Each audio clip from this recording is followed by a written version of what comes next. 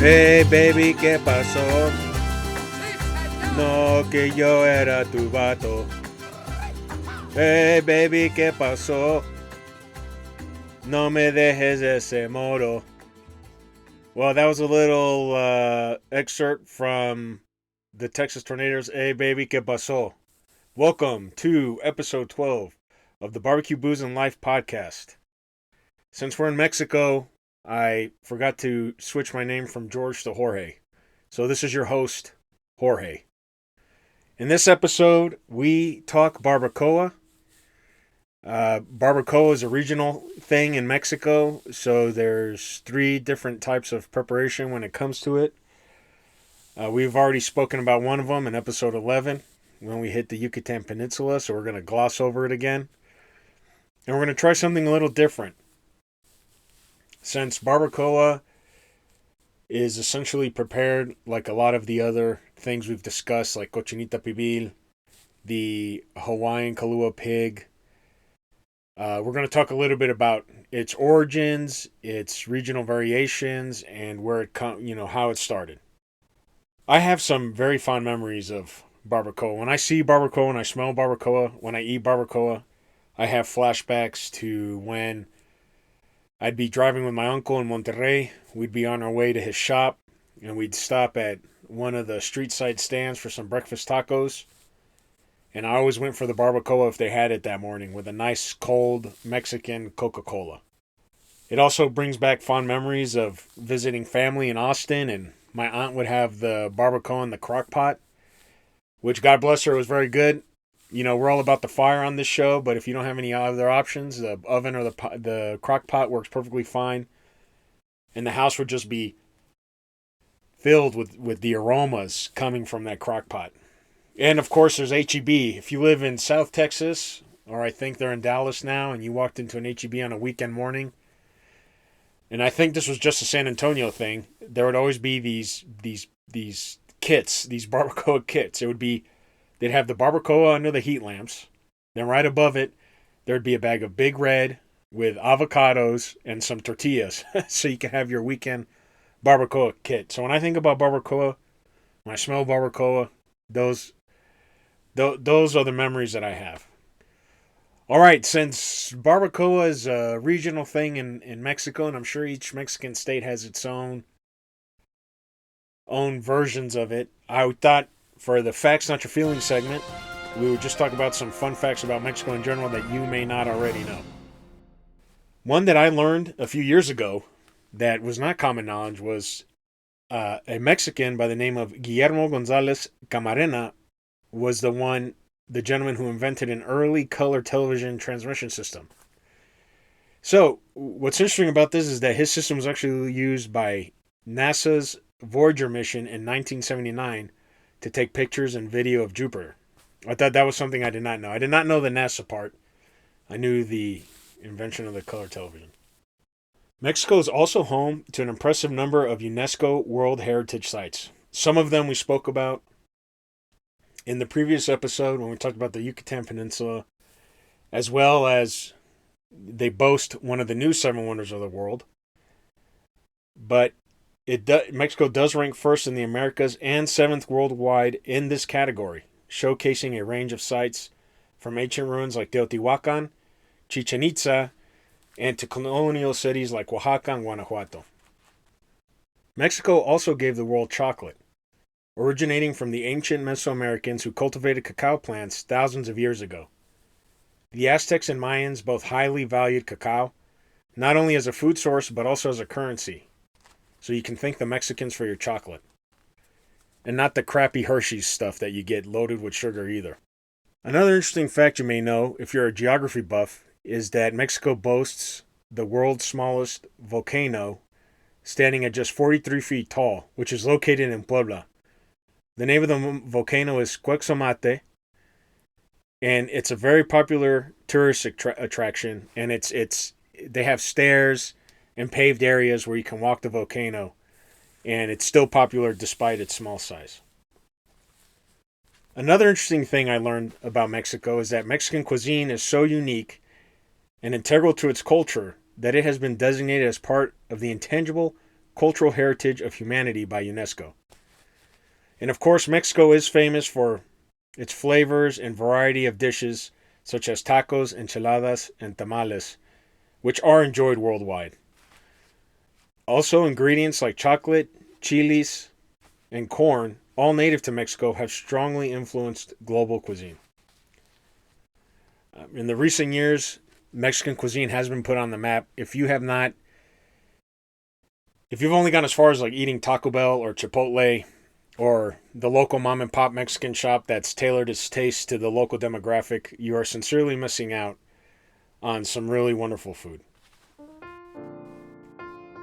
Well, you know what that means? It looks like our barkeep Enrique is back from his immigration sabbatical.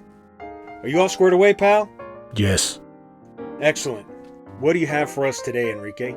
Yes. No, my friend, I meant what cocktail are we going to feature today? All right, thank you. Thank you. I'm not too confident you'll get us through this, so I'll take over. I really appreciate you, Enrique. Thank you very much. Glad we got your immigration stuff all squared away. So today's cocktail that we're going to feature, as my compadre Enrique had already told you, is the Margarita. Why did I choose the Margarita? The Margarita is not the national cocktail of Mexico, but it is a popular cocktail from Mexico.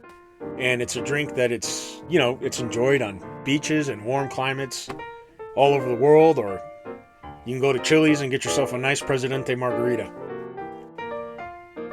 To me, the Margarita is a classic cocktail, which obviously combines tequila, lime juice, and orange liqueur in some cases, served with salt on the rim of any type of glass that you're using. And I've seen different variations of this. For me, the Margarita is known for the perfect balance of sweet, salty, sour, and bitter flavors. As always, I will post a recipe for a Margarita with the episode.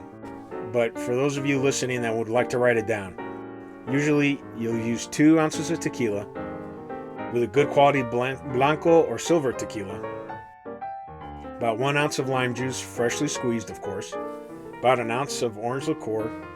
My go-to is triple sec, salt for the rim, ice, and a nice little lime slice for garnish.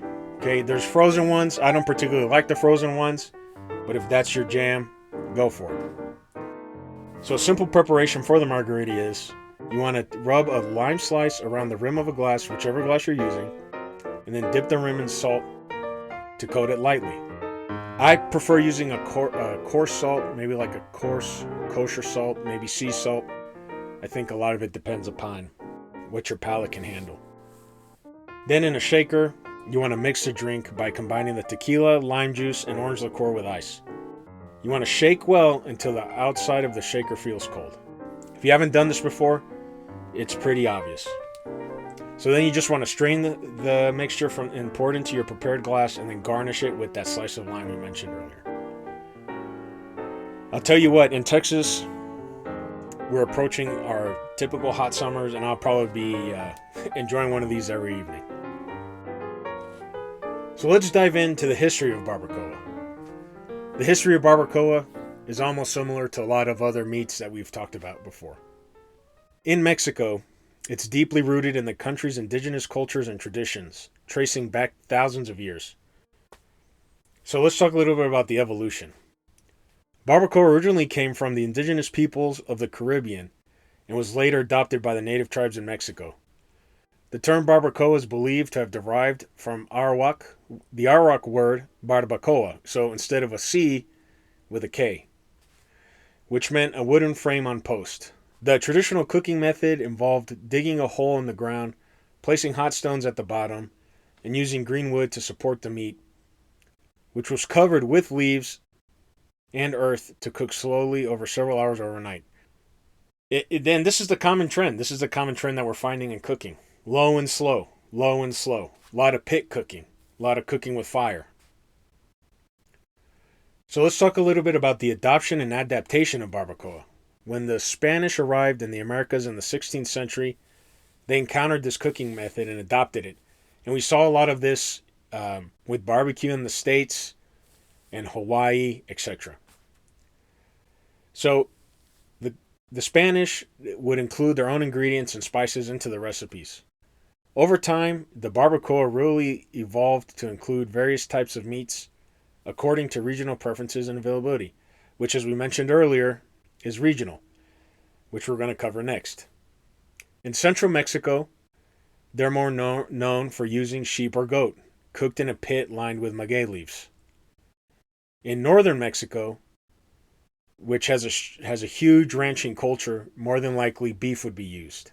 Okay, and that's just a reflection of the ranching, cattle raising culture of that region. In southern Mexico and the Yucatan Peninsula, which we spoke about in episode 11, they would often utilize pork, and they would add unique local spices not necessarily available in northern Mexico.